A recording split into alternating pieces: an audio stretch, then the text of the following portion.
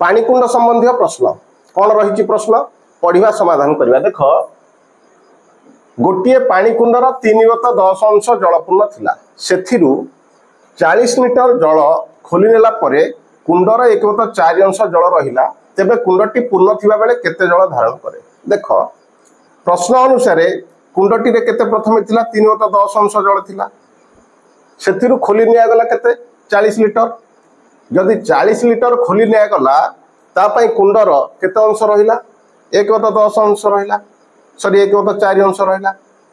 बुझेला ना नहीं प्रथमे थिला 3/10 अंश से 40 लिटर पानी खोली निया गला एवं कुंडर 1/4 अंश रहिला। तेबे 3/10 अंश रु 1/4 अंश हवा पाई केते लिटर पानी खोली निया गला 40 लिटर पानी खोली लिया गला होला नहीं।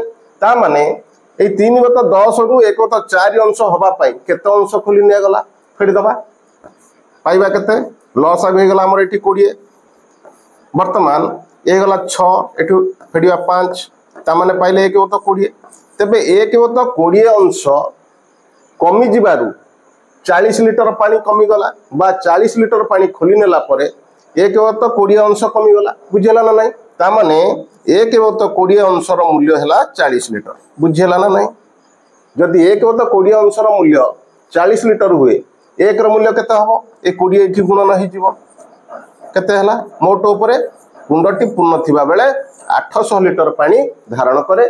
ऑप्शन बी होची तार सठिक उत्तर। Thanks for watching.